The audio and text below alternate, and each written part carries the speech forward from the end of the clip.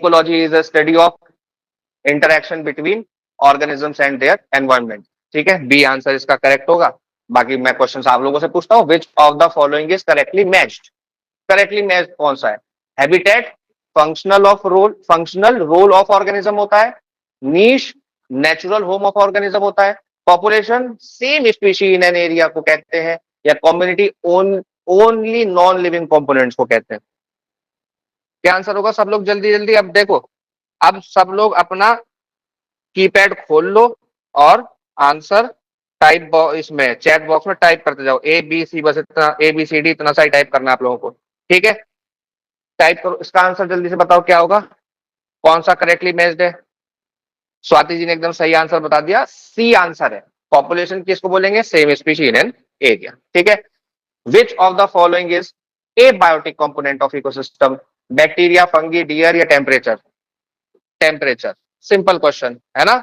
D, बहुत सही, बिल्कुल सही। ठीक है, इसी तरीके से जल्दी जल्दी आंसर लेते जाओगे, जल्दी जल्दी सारे क्वेश्चंस कवर हो जाएंगे। यही क्वेश्चंस एग्जाम में आएंगे।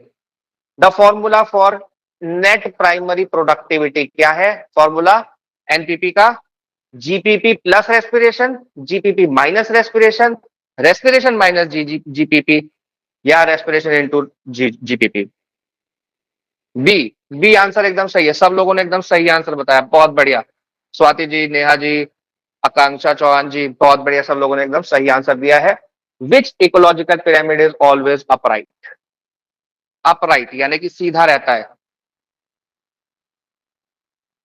Pyramid of number, pyramid of biomass, pyramid of energy या पिरामिड ऑफ पॉपुलेशन? जल्दी बताओ जल्दी। सी, प्रसून जी कह रहे हैं सी, पिरामिड ऑफ एनर्जी।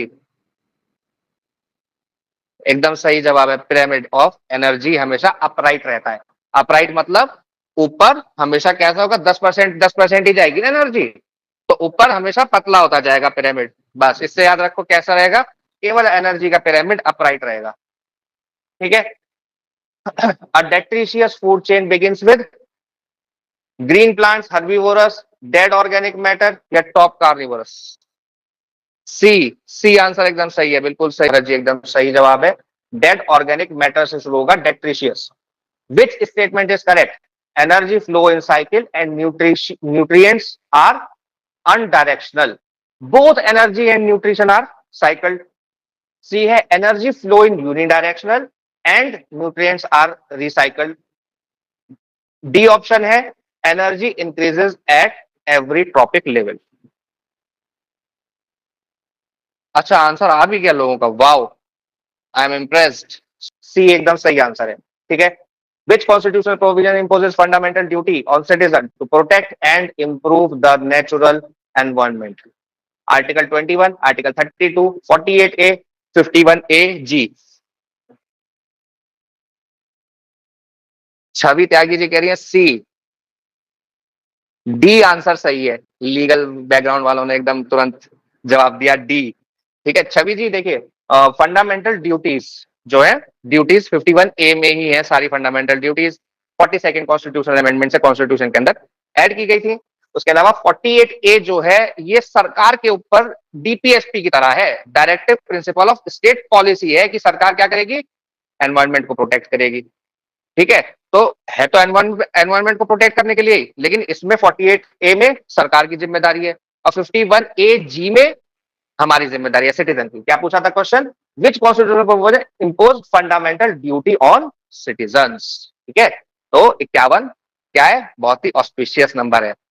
ठीक है, जिम्मेदारी वाला नंबर है, तो इसीलिए जनता के ऊपर जिम्मेदारी किसके अंदर है? आर्टिकल 51A के अंदर।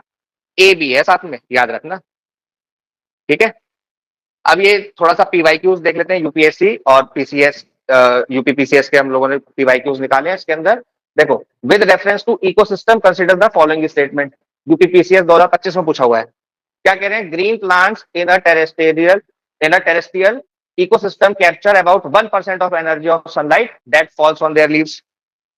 Around 10% of organic matter reaches the next higher level of consumer. कौन सा सही है, कौन सा गलत है? दोनों सही है या दोनों गलत है?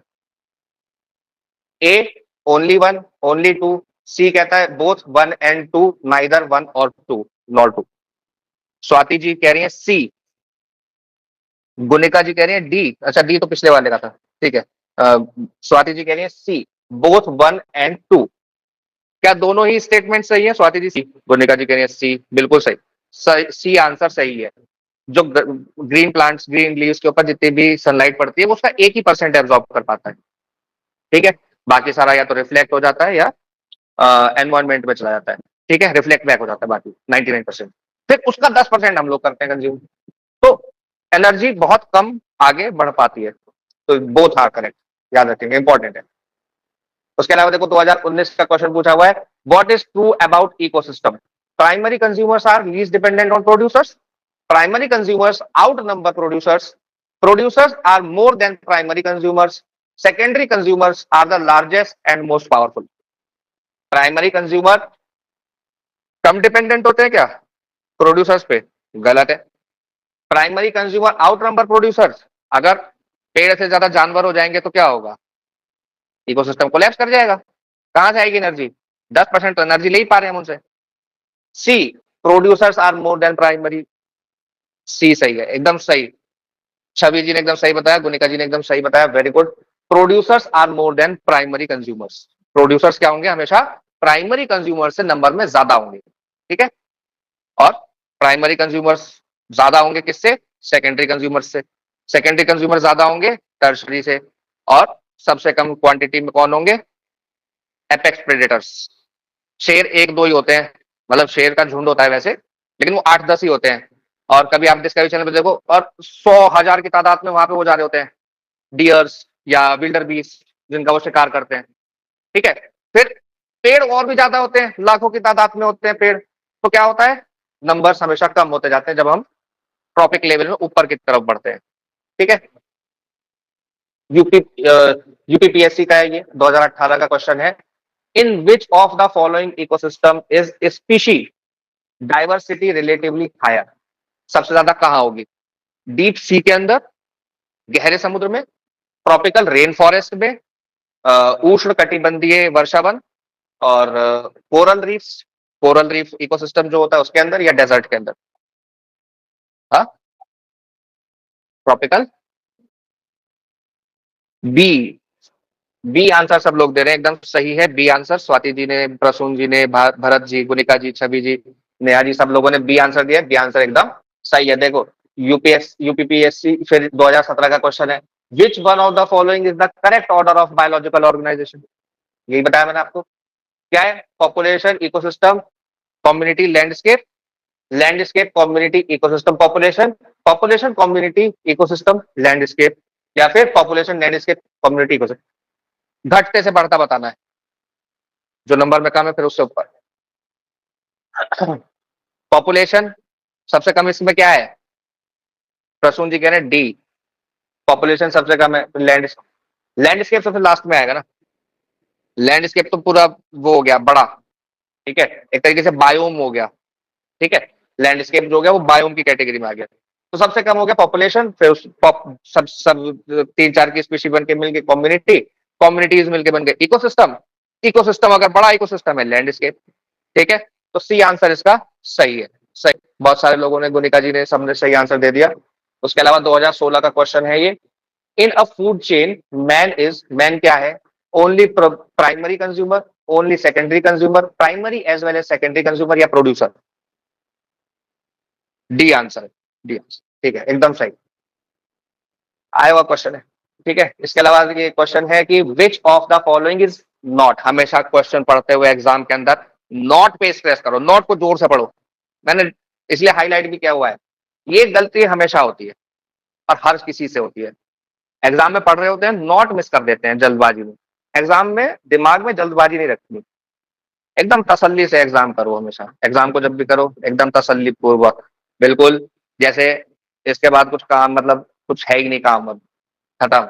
Which of the following is not responsible for increase in biodiversity of an ecosystem? Productivity of ecosystem, biodiversity कौन नहीं बढ़ाएगा? Productivity of ecosystem, intermediate disturbance, as of ecosystem, या less number of trophic levels?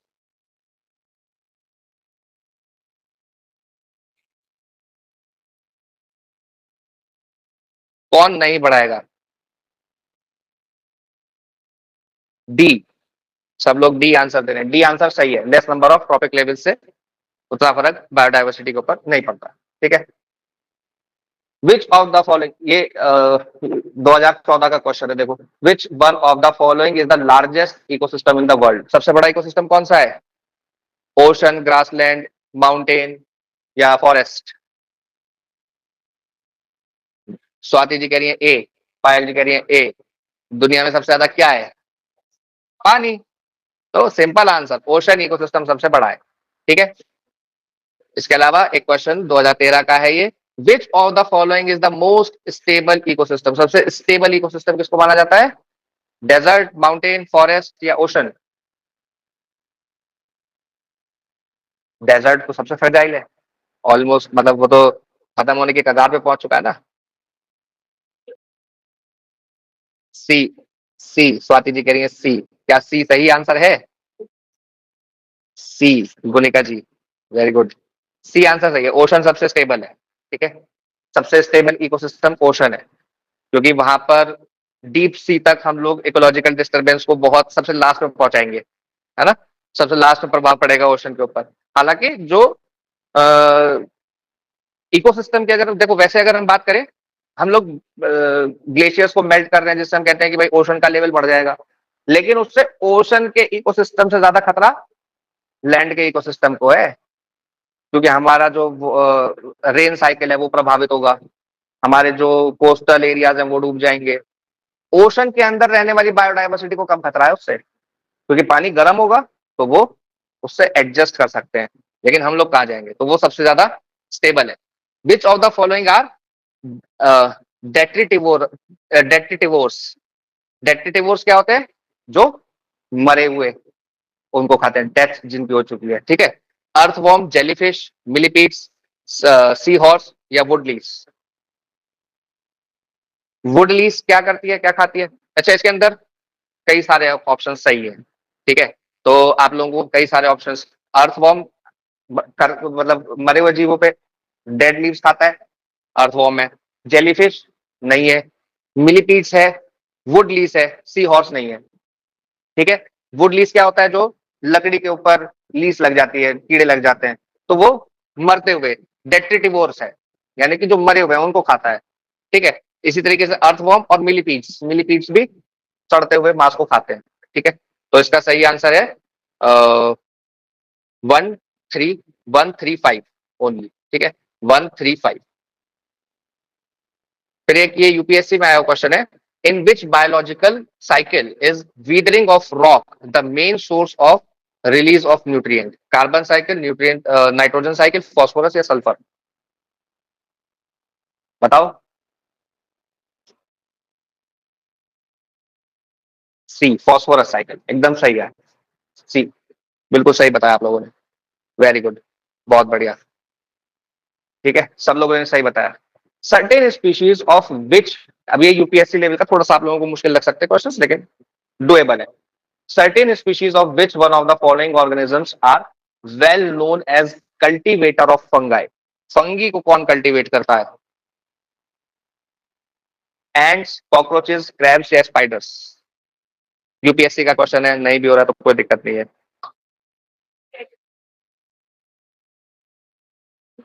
नहीं, crabs नहीं करते उनको,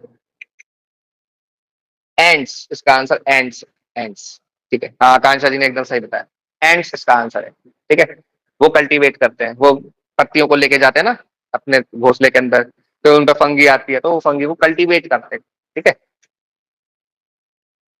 विच of the following is the best description of the term ecosystem? Ecosystem को सबसे अच्छे से कौन सा स्टेटमेंट यहाँ पे एक्सप्लेन कर रहा है? आप लोगों को उसको चूज करना है। कह रहा है a community of organisms interacting with one another, that part of the earth which is inhabited by living organisms, a community of organisms together with the environment in which they live, the flora and fauna of a geographical area. Ecosystem को best explain कौन करेगा इसमें से?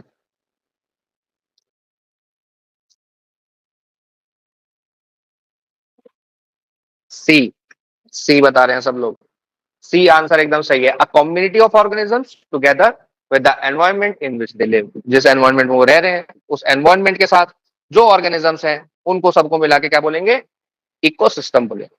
ठीक है, एक ये food chain से आया क्वेश्चन है यूपीएससी का, ये with reference to the food chain in ecosystem consider the following statements, कौन सा सही है कौन सा गलत है आपको आइडेंटिफाई करना है। A food chain illustrates the order in which organisms feed upon each other, a food chain are found within the population of a species, a food chain illustrates the number of each organisms eaten by others. केवल 1 सही है, 1 2 सही है, 1 2 3 सही है, या कोई भी सही नहीं है।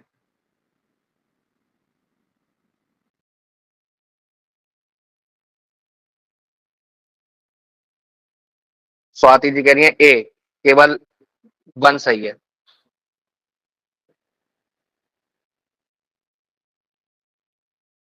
ए, ए आंसर एकदम सही है। ठीक है, केवल ये वाला स्टेटमेंट सही है, क्योंकि फूड चेन आप अपनी स्पीशी को तो कोई नहीं खा रहा है ना, तो बी गलत हो गया, सेकंड गलत हो गया। अब food chain illustrates the number of each organism eaten by each other, तो ऐसा भी फूड चेन नहीं करता है ना, तो नंबर ऑफ कितने नंबर खा लिए वो तो काउंट नहीं कर रहा ना फूड चेन के अंदर, बस।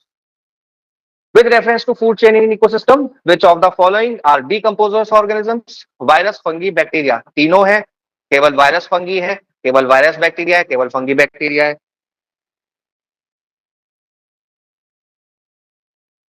ओनली 1 2 3, 1 और 3, या 1 2 3?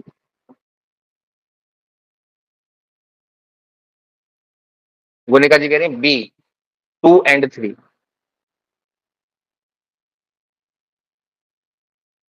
एकदम सही। वायरस डिकम्पोज थोड़ी ना करता है, वायरस तो एक तरीके से परजीवी है ना, वो घुस गया किसी के अंदर तो वो वायरस बीमार करता है, डिकम्पोज नहीं करता।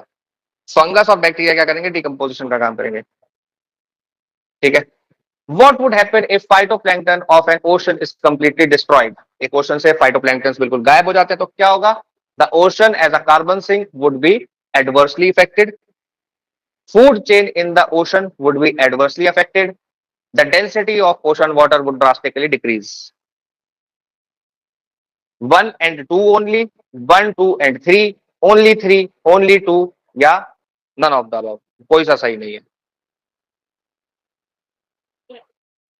ए 1 एंड 2, ए, गुनिका जी भी कह रही है ए, 1 एंड 2 एकदम सही है, डेंसिटी से उसका कोई लेना देना नहीं है। लेकिन फाइटोप्लैंक्टन्स मर जाएंगे तो क्या होगा? फाइटोप्लैंक्टन सीधे सूर्य से क्या करते हैं, फोटोसिंथेसिस करते हैं और ऑक्सीजन रिलीज करते हैं। इसी फाइटोप्लैंक्टन्स की वजह से आज हम एग्जिस्टेंस में, अर्थ के ऊपर जितना भी लाइफ हम लोग देख रहे हैं, फाइटोप्लैंक्टन्स सबसे स्टार्टिंग में बने, फिर उन्होंने ऑक्सीजन रिलीज की। उस ऑक्सीजन के रिलीज होने से जो पानी के अंदर आयरन था, वो आयरन ऑक्साइड बन गया और वो सेटल हुआ किसके, समुद्र की तली पे। फिर जो ऑक्सीजन निकली वो एनवायरनमेंट में ऐड होती गई, तो धीरे धीरे एनवायरनमेंट के अंदर ऑक्सीजन आई, फिर हम लोग आए, फिर जमीन के ऊपर लाइफ आई, है ना। तो फाइटोप्लैंक्टन्स क्या करते हैं, फोटोसिंथेसिस करते हैं और क्या करते हैं ऑक्सीजन रिलीज करते हैं। ऑक्सीजन रिलीज करने के साथ साथ फाइटोप्लैंक्टन्स, क्योंकि वो बायोमास बना रहे हैं, बायोमास बना रहे हैं तो दूसरे जानवरों के ऊपर फीड करते हैं, तो फूड चेन के ऊपर भी, फूड चेन का सबसे बेसिक, ओशन के फूड चेन का सबसे बेसिक, सबसे स्टार्टिंग पॉइंट है फाइटोप्लैंक्टन्स। ठीक है, एल्गी, फाइटोप्लैंक्टन्स, ये। ठीक है, तो आज के लिए इतना ही। किसी का कोई डाउट हो तो डाउट पूछ सकते हैं, वैसे तो मैं बिल्कुल आजादी देता हूँ, आप लोग बीच में भी क्लास में मुझे रोक के डाउट पूछ सकते हैं, कोई उसमें दिक्कत नहीं है। लेकिन अगर किसी ने ना पूछा हो, कोई डाउट आया हो मन में, तो पूछ लीजिए। किसी का कोई डाउट, एनीवन?